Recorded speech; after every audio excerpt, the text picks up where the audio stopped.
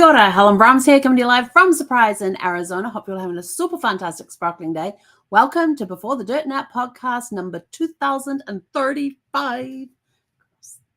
That one off. And we are talking tonight about living your best life now. I realize that we've been talking a lot about genealogy lately, and this is Before the Dirt Nap. And the mission statement for our vision and mission is helping you live your best life now. So we've talked a lot about genealogy, so we thought we'd just change it a little bit and look at, what happens if you have a breakdown? Breakdowns happen often, and I'm still trying to figure out what my notes say here. So, yes, we will get back to that. Okay, so we're going to talk about resilience and rebuilding yourself. Last night, I was on a LinkedIn class, a class that I do every Monday night that's on LinkedIn, and my hair's a mess. Oh, it's the electricity thing again, is it? Yep, look at that. Science project in process right now. Remember that static ball thing you'd put your hand on and they'll wind the handle like crazy and your hair would stand? Yeah, mine was very short back then, but we had a girl in class who had hair about the length of mine, and she had this, it just stood up like this. It was kind of funny. But anyway, totally off track. So last night on this LinkedIn/AI class that I do every Monday night, they gave us a prompt to put into ChatGPT. And basically you were turning ChatGPT into this therapist. It was very enlightening. So we put the prompt in there. Everyone, it seemed like all of those that put the prompt in before the end of the class or the workshop got a different first question. And based on what you answered on the first question as to what I would ask next and so forth and so on, it dove deep. And I came out of that and I was like, wow, I have come a long way. But at the same time, there is stuff that's holding me back. And I know what it is now, and I've got it worked out. I've got a plan in place. I started implementing the plan first thing this morning. It has been an awesome day. And so I thought, and then the meme that I did for today was all about writing your, you got a blank page to start writing your story. What story are you going to write today? And it got me thinking on some of the things that I have been through, some of the things that are holding me back, that have held me back. And I'm now working to release those things that have been holding me back. But it was a very enlightening exercise to do anyway. So I thought, what if we did a podcast tonight on living your best life now? So here we are. What if the very thing that shattered your life was also the thing that could remake you? Today we're going to explore what it means to rebuild after loss, failure, or unexpected change, and how. I'm going to read you a story in a moment. Like broken pottery, we can reshape our lives into something even more beautiful. So we have this little parable to read. Where did I put it? Hang on. That's why I was trying to get my notes sorted out. Hang on.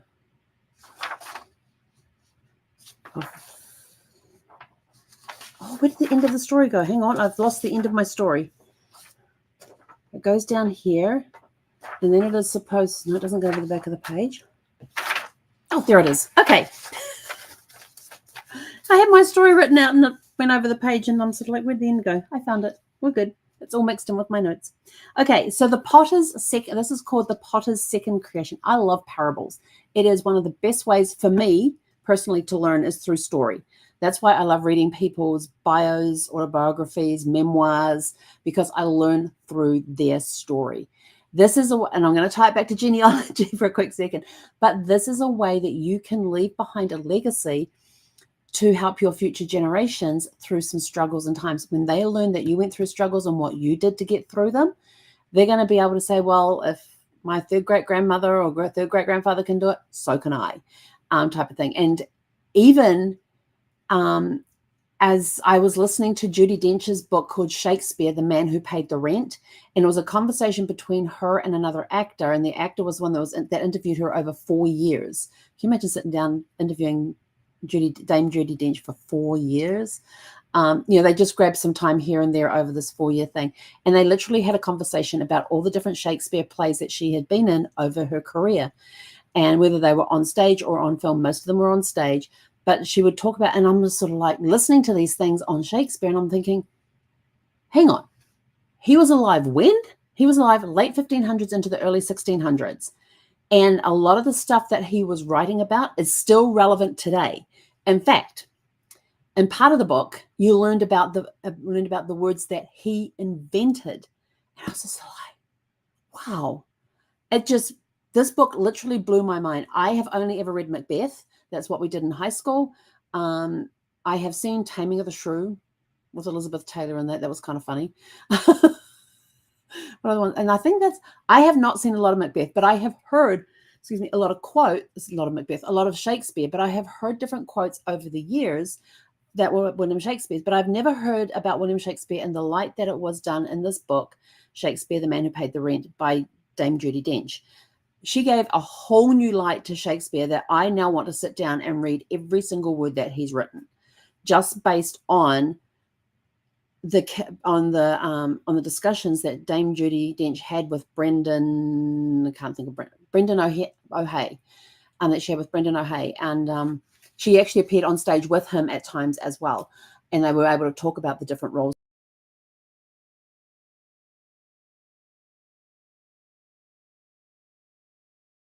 How do you see character? It was just very, very interesting. And right at the very end in the epilogue, there's like this whole, there's an extra, there's like a podcast at the end, which is now during the book, they've actually got somebody else reading Judi Dench's responses. But she comes in every now and again. They insert a piece in when she's reciting a sonnet or a speech that was given in a particular play. Absolutely amazing to hear her voice. But the person who was reading her part for the most part of the book did a fantastic job. And I could have pictured Dame Judi sitting there saying those words, even down to the responses and the timings and everything else. But in the epilogue of the book, they actually did a podcast between Brendan and Judi that talked about the 4 years they spent recording this and gave you some behind the scenes stuff and everything else. It was magical. That part was just magical. It was if you ever want to read a good book, a good memoir, that is an incredible book. And it's got me now hooked on Shakespeare, wanting to read more. But anyway, why did I say all of that? Because she has left that as a legacy for her family and for anybody else who wants to read it. It is her thoughts on playing different roles in Shakespeare and the different plays that she's been in, some of the plays she's been in multiple times. Excuse me, has been in multiple times. And so she was talking about the different directors that she had to work with, even though she's done this play several times, because some of them would cut things out, some of them would include things. So each director had their own vision on how this play was to be done. I tell you, it is a really cool book if you want to go listen to it. So anyway, so that is one way that I learn, is through story, through parables, through memoirs, through people's personal stories. So now we have a parable for you. It is called The Potter's Second Creation. And it ties in with our theme about rebuilding and reinventing yourself and what it takes after you experience a personal disaster, be it a loss, a failure, or unexpected change. Okay, are we ready? Here we go. The Potter's Second Creation. In a quiet village nestled between two rolling hills, there lived a master potter named Elias. For years, he was known for creating the finest clay vessels, each one unique, each one a masterpiece. People traveled from distant lands just to own one of his creations. One day, disaster struck. A fierce storm swept through the village, and in its wake, Elias's workshop was left in ruins. His kiln was shattered, his tools buried under debris, and his life works, hundreds of delicate vases, lay in broken shards across the floor. Elias sat amidst the wreckage, staring at the fragments of his once beautiful creations. "It's over," he whispered. "I cannot rebuild what took me a lifetime to create." For weeks, Elias grieved. The villagers tried to comfort him, offering to help rebuild his workshop, but he refused. "What's the point?" he would say. "Everything I made is lost." One day, a young girl named Mira, an apprentice who admired Elias's skill, arrived at his ruined shop. Instead of words, she quietly picked up a handful of shattered clay pieces and laid them on the table. She then fetched water and began kneading the broken shards into fresh clay. Elias watched in silence. He had never thought of using the broken pieces to start anew. Tentatively, he joined her. Together, they crushed and mixed the fragments, shaping them into something new. Day by day, Elias's hands remembered their craft, molding, shaping, breathing life into clay once more. This time, however, something was different. Instead of trying to replicate his old masterpieces, Elias experimented. He let the cracks show, weaving gold into them, creating something even more beautiful, vessels that told a story of destruction and renewal. Soon the villagers noticed the reborn works of art, and word spread far beyond the hills. People came not just to admire the pottery, but to hear Elias's story of how he turned brokenness into beauty, loss into a new beginning. One day, Mira asked, "Master, are you sad that your old work is gone?"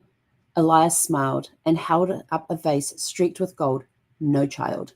The storm did not end my story. It gave me a new one. Sometimes the breaking is necessary for us to create something even greater." So thinking on that story, what is it in your life? Loss, one of the lessons from this parable is that loss is not the end. It is a chance to begin anew. This sort of thing happens on a daily basis in people's lives. They could lose a loved one. They have a disaster strike, a hurricane. We were talking yesterday about weather. Was it yesterday? Yesterday about weather events and how they shaped our ancestors' lives. They then moved to start anew, or they took what was broken and rebuilt and recreated what was there. How do we know this? Through their stories, through the newspaper reports that are left behind, through their journals if they wrote a journal about it. But what is broken can be reshaped into something even more beautiful than what we had before. Maybe the house needed some repairs. It got washed away. It's been rebuilt as a brand new house. You change and I've known people who have lost their homes to fires, to earthquakes, to floods, to hurricanes, tornadoes, the whole works, that have rebuilt their home. But this time as they rebuilt it, they made it better to better suit them, because there were things that they didn't like about the old house. As much as they loved their old house, there were certain things that they didn't like. So they changed the layout of the kitchen so it was more user-friendly.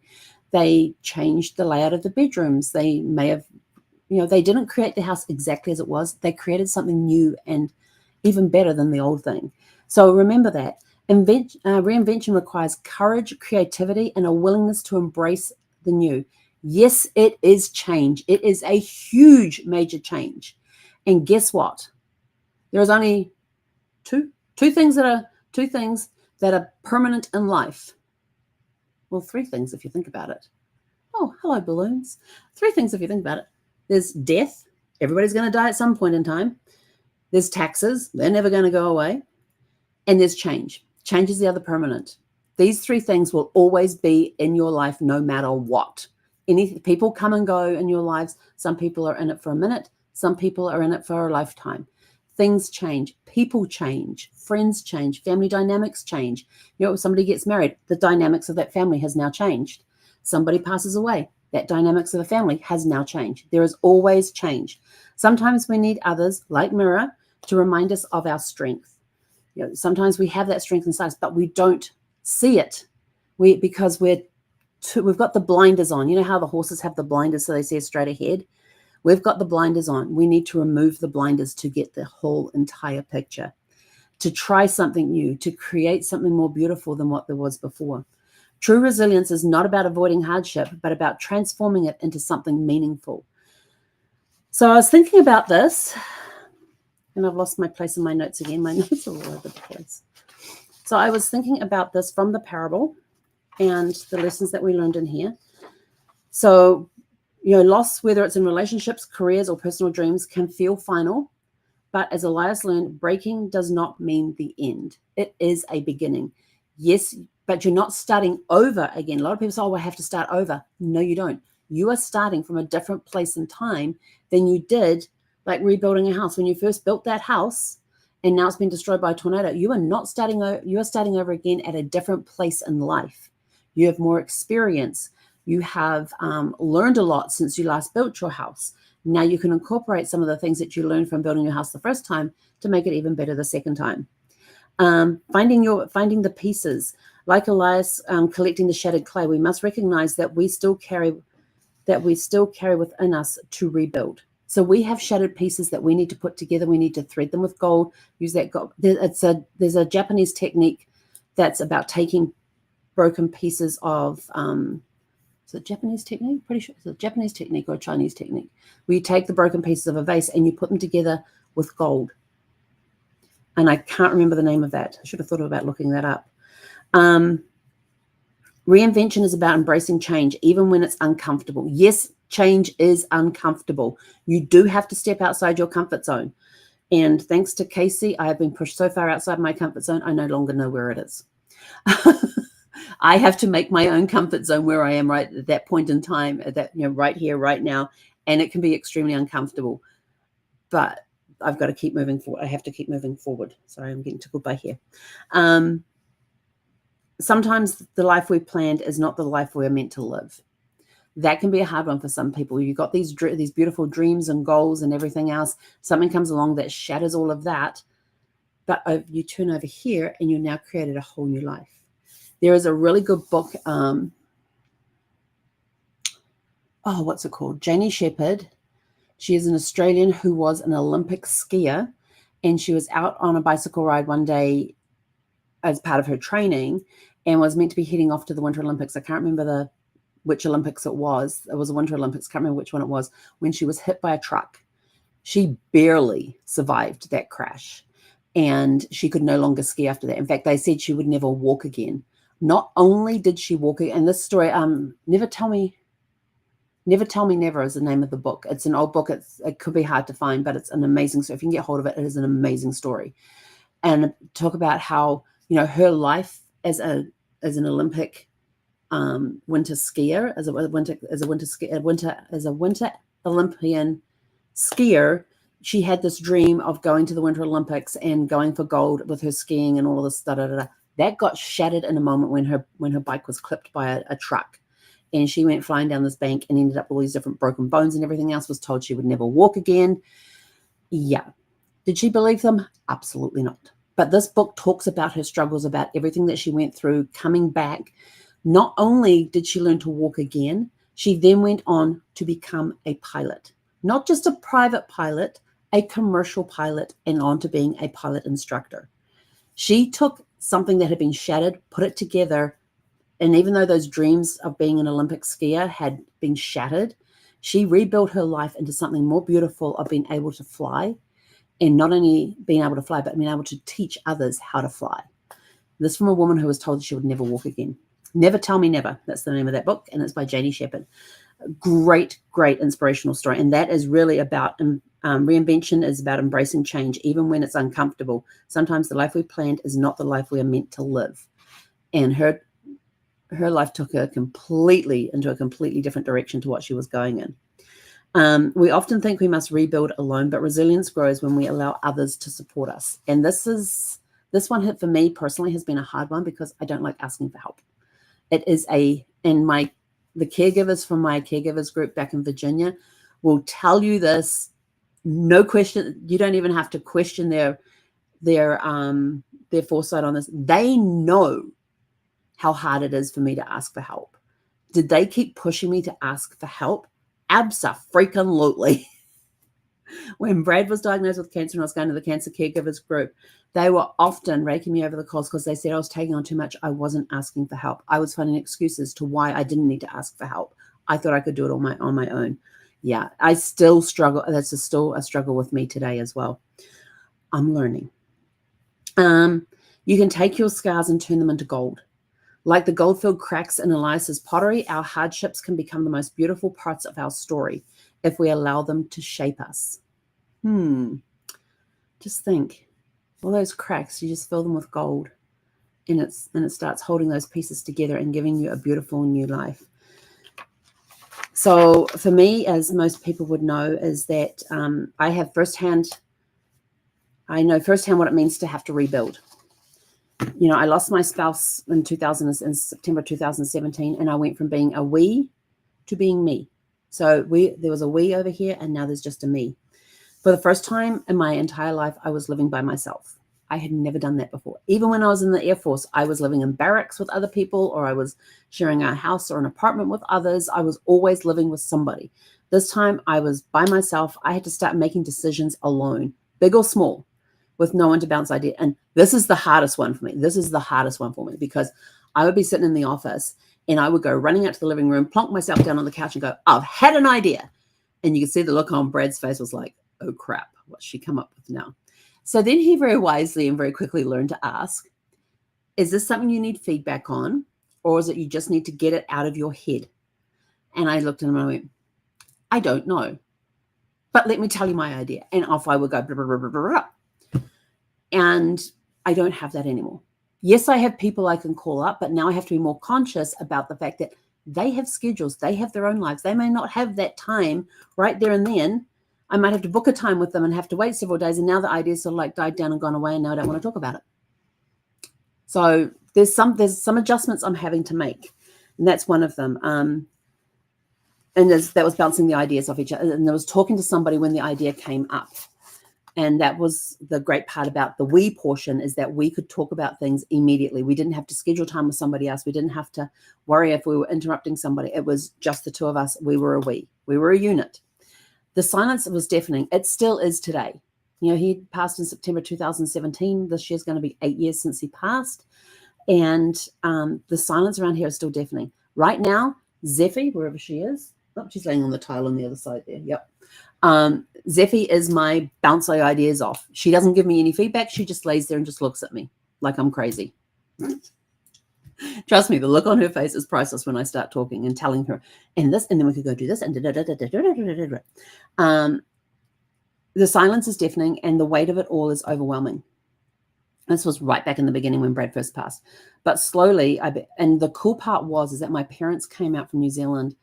They arrived on the Wednesday after Brad passed on the Sunday. They arrived the Wednesday, and they stayed with me for a month. And I can't tell you what a huge, huge blessing that was.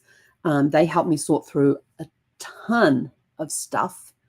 My mother is an ace, an expert at packing recycling bins with as much stuff as she can fit in there. I can't even do that. I've got piles of stuff ready to go in the recycling bin, and she wouldn't have had that many piles to go in the recycling bin. She is an expert at packing a recycling bin and a trash can to make as much use of the space that are in those barrels as possible. But I can't tell you the help that they gave me, the emotional support they gave me during that time, the help that they gave me in getting a lot of stuff sorted was just absolutely incredible, and I am forever grateful for them. Then I got a week by myself up until my parents arrived. Brad's middle son and his wife were staying with us. And then when they heard my parents were coming, they went and stayed with Chris and Ash went and stayed with their older brother, Brandon, and stayed with them until they could move into their apartment. They had the apartment. They just had to wait to move in. And then my parents were there. And then I had a week by myself. And then my dear friend Christy came out from Virginia. No, where was she? Tennessee at the time. She's now in Idaho? No, Iowa. No, Illinois. One of those states that begin with I, up north, but she now gets a lot of snow. That one I do remember.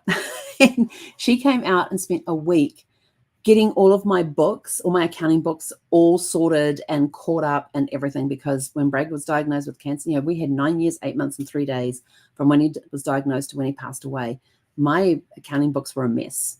When he started getting more appointments and the cancer came back and we had more appointments, more testing, treatments, and all of that sort of stuff, hospital stays, things like accounting just got put on the back burner. So she came and spent a week getting my books all organized and everything else. And I am super, super grateful for her for doing that.